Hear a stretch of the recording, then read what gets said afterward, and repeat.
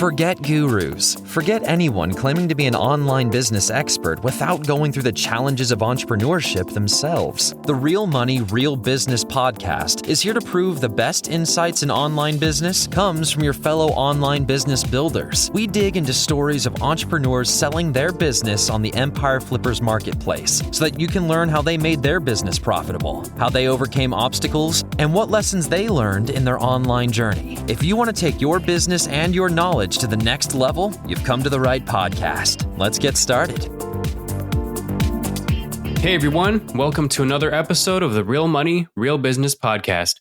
We record these interviews so potential buyers can learn more about the business and the seller to help them make a buying decision. Now, all of the business details, which include the type of business it is, how much revenue and profit it makes, and all of the assets included in the sale can be found on the business listing. To view this information, you can visit empireflippers.com/marketplace and search for this business listing number, which is listed in the video thumbnail and the description. Or if you're watching this on YouTube, you can click the link in the description to go straight to the listing. And if after listening, you want to take an even deeper dive into the business to perform your due diligence before potentially purchasing this business, you can unlock this listing to look through all of the business information, which includes the domain, the products, the P&L, and more. So can you tell us a little about your background in building and running online businesses? So the idea to come up with this started because while there is a lot of content in this niche, at the time the business was created in 2017, there was not any how-to guides and not any products or digital info products within the business. And a lot of the content was really super fan-based and kind of hype content. We wanted to create really like a streamline based on facts and not hype and not influencer marketing or anything like that. Wanted to create a how-to guide based on data and facts that had been a hobby of mine for actually over a decade for this niche. So that is how we got into creating digital products specifically.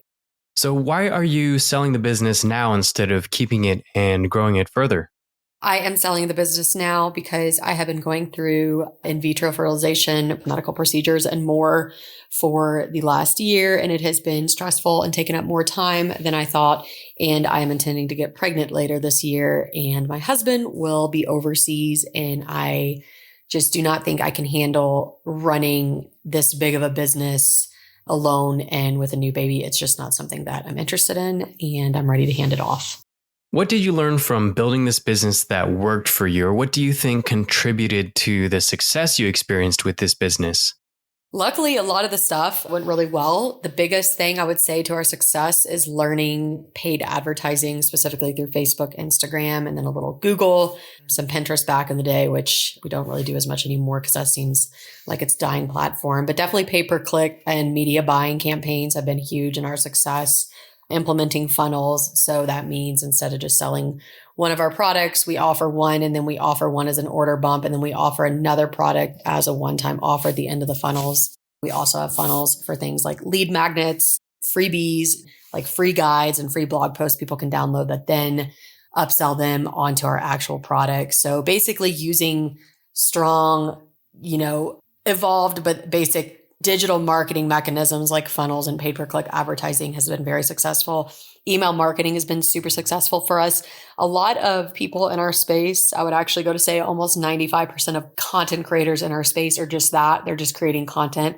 They're not actually monetizing their businesses. So we don't have a ton of competition. There's a little competition, but not in the sense that I don't know if there's anybody that's selling the products in the way we are, where they're running funnels and running traffic to the funnels. So that's probably the best thing we've done. Again, email marketing, we really focused on that and having a really engaged, our audience is hyper engaged. So we just have a lot of trust and loyalty with the brand and our writing, the way we write, the kind of style of content we do. Again, a lot of content in this niche is very hyped, oversaturated, and kind of almost babyfied, where we do very mature, unbiased, factual content, because that's what people are kind of looking for when they're going to spend all this money traveling to these places. So that's what's worked really well for us. Got it. So was there anything you tried that didn't work out as well? We've had a lot of success in almost everything we do. We try to do in excellence, and it's worked really well. And our audience, again, really trusts us and is very engaged and loyal. So what didn't work is almost the things we didn't do. I never really went into any type of PR, any sponsorships, any influencer marketing, which would be huge because this is one of the biggest audiences a business can have, because so many people have the experience of what our business is selling. And then there are also just a ton of content creators that do this for free as a hobby. So we've never really taken advantage of that. We've even asked people to, can we pay you to do these sponsorships? Can we pay you to run these ads? Can we be your brand ambassadors and get stuff for free? It's just something I've never done because I don't like to get into contracts. I've never wanted to mess with it. I've kind of been lazy when it comes to any PR parts of running this business. I'm not very people-y. I don't enjoy networking. So I've kind of shied away from that. But that definitely, I think, could have easily, had this being a 7-figure brand, if I had tapped more into the people and networking side of it and did engage and grow some of these relationships and respond to the people that wanted to do that with me. Can you describe the amount and the type of work that you do on this business to maintain it? This isn't a traditional website where we're just doing a bunch of content and there's display advertising and stuff. This is an actual business. So the work required is that you do need to manage a team. The team at this point is very independent. They're independent contractors, so they require very little oversight. It's usually no more than an hour a week max. Sometimes it's not even that. So I would say a couple hours a month. And then you do need to keep up with the product line. That's the biggest thing that the new owner will need to do is you're going to need to, you now have these products and they're guidebooks, like niche in the travel industry. Like this industry changes. So you will have to keep up with updates on those. I would say those happen typically quarterly, sometimes twice a year, but anywhere from 2 to 4 times a year, you're looking at making changes to things that you've published, whether it's blog posts, the actual paid products, email sequences, things like that. So not everything is completely 100% evergreen all the time with this. The work required is really keeping updates on the contents as needed. Now, if you were to keep the business, what are some ways you would try to grow it?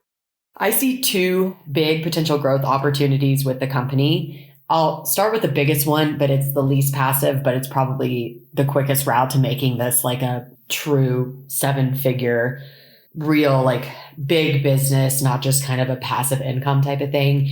And that would be opening a Disney-based travel agency. Since we do mostly low ticket products and membership and run funnels, we essentially have the funnel set up to then offer higher ticket. And the next thing would be some kind of consulting, which there's a monetary limit if you just did consulting calls by the hour. So that the next step would probably be to have a travel agency, right?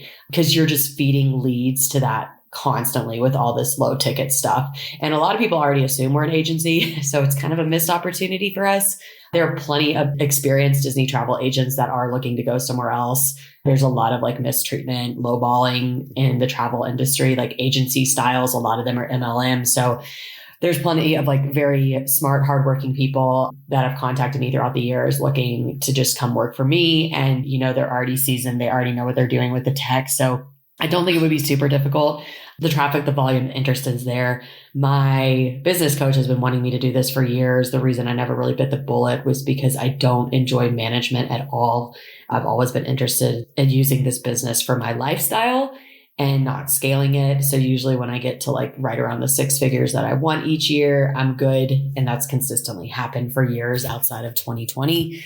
So I've never had interest in scaling it, but a good colleague of mine did this last year. She started an agency, and this was 2 years ago now. Time. Wow. So she started her agency in January 2022, and she netted $550,000 in commissions from her agents with a 70-30 split in 2023. They sold, I want to say it was over $10 million in travel. So there's a lot of opportunity if someone wanted to do that. That's for somebody that's like super business savvy, enjoys running a team and management though.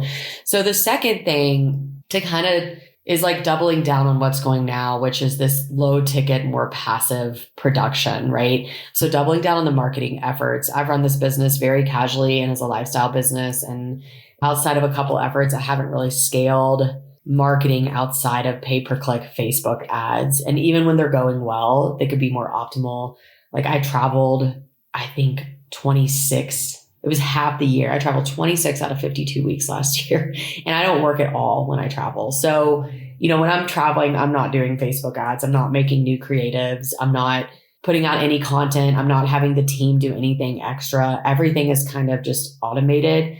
So optimizing and kind of doubling down on the low ticket production and marketing could work really well. If I had the energy, I think the next thing I would do is do Google ads. I think there's probably even more potential for Google ads than Facebook ads because people are hard searching for Disney stuff. And the funny thing with Disney is that there's a lot of interest and passion and content in Disney, but for years, it's always been blogs. There's not a lot of marketing when it comes to Disney. Like, there's no good marketers in the Disney content space, right? Like, we were the first company to ever sell a digital guidebook in 2017. That's kind of crazy if you ask me. Everything else is just blogs and SEO. So there's not a lot of competition on Google at all for AdWords. So I'd probably do that. The other huge thing would be to start PR outreach, like whether it's regular or big efforts. You could use influencers and brand ambassadors and then sponsorships. There is huge potential within the Disney community and then other like influencers like mom blogs and travel industry in general. And even media, like we've had like BuzzFeed and news channels and stuff reach out. I just don't do a lot of stuff. I don't like to sign contracts or do anything where so I've turned down a lot of this kind of work, but everybody is interested and wants to talk about Disney. Everybody thinks they know about Disney. Everybody is either going to Disney or their brother's cousin's mother is going to Disney and people want to talk about it and their experience. So the industry is just huge and there's just a lot of potential. And the fact that it's passion based, I would say 98% of Disney content creators don't make money and probably never will. So anything at all gets them excited. That's not to sound harsh. It's just the reality of it. So an affiliate program, we actually have the framework for the affiliate program set up. It kind of just needs to be turned on. So affiliate program, like ambassador sponsorship, or even hiring people, Orlando locals for employees, anything to just expand the business is a huge opportunity. Doing PR stuff, hero stuff like that. That's probably the biggest thing. So that's kind of traffic and then scaling. And then the other thing that we've had on the docket that I've just never done is to create a Shopify download store.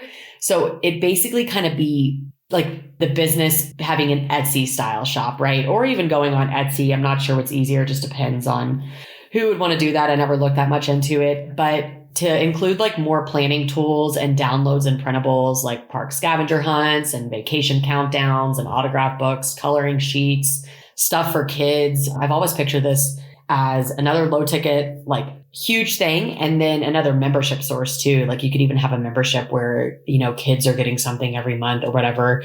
I think this is what I'd likely work on because it's really easy to find designers. Like we have a great one, but finding people off Fiverr and then just creating these printables and putting them up and then doing like a weekly flash sale. And like these downloads are on sale for the week. Our email list of, over 30,000 people, they respond really well to that kind of stuff. So that's probably what I would work on because it's not too hard. I don't have to do it that much. It's really designers doing this stuff and then it's one and done. I would work on that. I think the travel agency has the most potential, but if I was keeping it, I would probably double down on Google ads and then I would create like a printables type shop. Another thing is we started an SEO push about 18 months ago and some articles are really picking up speed. We have not done any other funnel optimizations with this, like SEO optimization. So really focusing on which articles have which calls to actions that lead to which funnels. So that could be a really good idea, even optimizing SEO. And at this point, we probably have enough traffic to apply for like media buying display advertising. So that's like potentially another big income source in the future. I would also build more email automations and optimize funnels on the actual website. And then after customers come, like get on the email list, I would focus on pushing people into our membership for recurring revenue. The membership is newer. I launched it last June and then I went through my IVF procedures like the rest of the summer. And then I had surgery in the fall and recovered from that. So I haven't got to do anything with optimizing the funnel for membership. It kind of just sits on the website. We don't even have like an email automation right now that's pushing people into the membership. So that's something that kind of needs to happen. That's what I would do. But I think it makes about $5,000 a month in recurring revenue. And I think easily, doubling that to $10,000 by the end of the year is something that you could do with a few flash sales and those passive automations to get people in the membership, or even running ads to get people in the membership to already existing customers for just like $10 a day is something that could be done. And then doing a YouTube channel is always a good idea. We've always focused on only written content. I'm not a video or audio person, but a YouTube or a podcast could be a good idea. There's a lot of competition. So whoever does it needs to be an expert, whether it's the new owner or somebody that they outsource it to. It does need to be somebody that's an expert, and you need to really focus on your SEO and stuff with that if you're going to do it. That's kind of a reason we haven't done it, because there's so much noise out there with Disney as far as like YouTube and stuff. So to do it, you need to do it in excellence. But it's something that has been recommended to me. I would keep doing regular flash sales, seasonal launches. I started experimenting with these last year, and they've done really well. People respond to them. Any sale we have typically brings in $3,000 to $7,000. I even started this year by doing one flash sale a month. And then I do like 2 annual memberships, like sales to get people in. And it works really well. We're not seeing people buying the way they were in 2019, but we're on the upswing since 2020. So those have been going really well. Hiring local Orlando influencers to build like a strong, like loyal social media presence and be at the parks and stuff. That's another potential too. We have a couple girls that have done work for us in Orlando, and they charge like $22 an hour. So things are a little cheaper in Florida. So taking advantage of maybe some employees there could be another big thing for expanding like PR and influencer marketing. So obviously there's a ton of ideas. That's all the big stuff. So it is important for the new buyer to understand that this is a business though, and a brand. It's not just a website. So you're not buying a website that gets a ton of SEO traffic with display ads. You know, we built a very reputable brand over the past 6 years. The thing is, I've done it a little bit lazily, and I don't say that because I don't work hard. I just mean I take so much time off, and it's a lifestyle business. So I kind of work when I want to, and I don't when I'm not.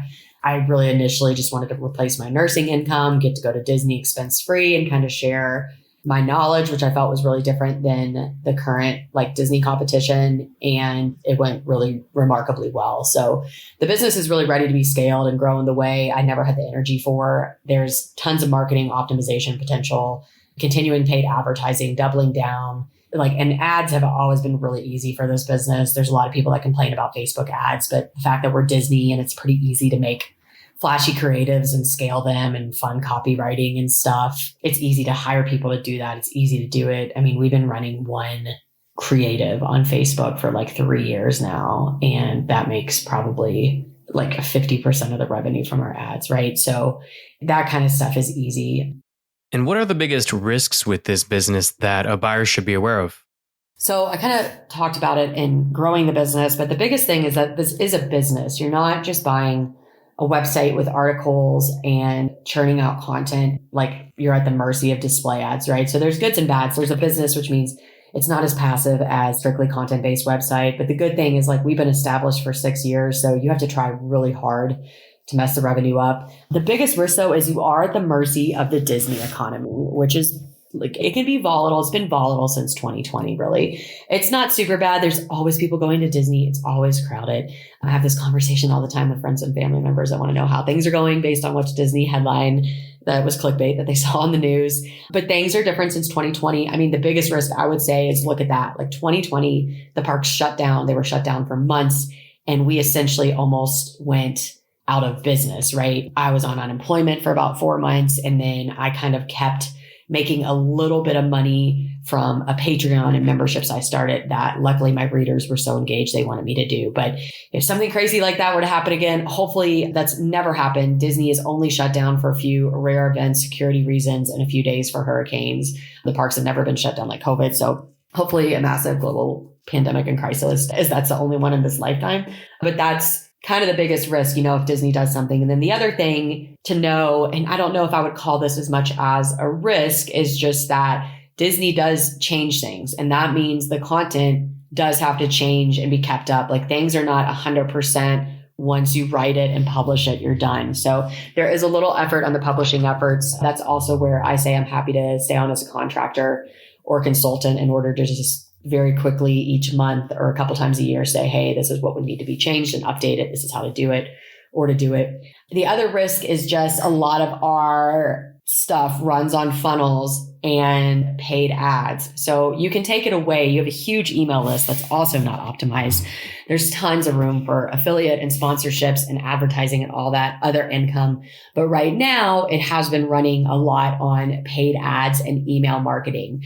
We've done a lot of social media marketing recently too, but I think to de-risk it a little bit, increasing some SEO traffic and more organic traffic would be a good idea as far as Google searches and stuff like that. Just so if something were to really collapse with Facebook or ads in the future, you're still having like consistent 5-figure a month revenue.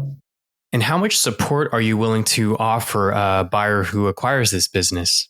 I'm willing to offer really as much support as the new owners will need. I'm absolutely in for the 30 days. That's probably going to have to be the minimum, longer if needed. I'm also interested in staying on and working as a contractor, whether that be in a profit sharing role or just a consulting role. If you need someone help managing team, if you wanted to expand and hire new people, just because I'm familiar with everything. And if you wanted kind of an expert content creator still in the niche without feeling like you need to find a replacement or anything immediately, or your skills aren't as strong in that, I am definitely willing to stay on long term if the fit is right in a consulting role. And regarding the sale of this business, just confirming you commit to a non-compete?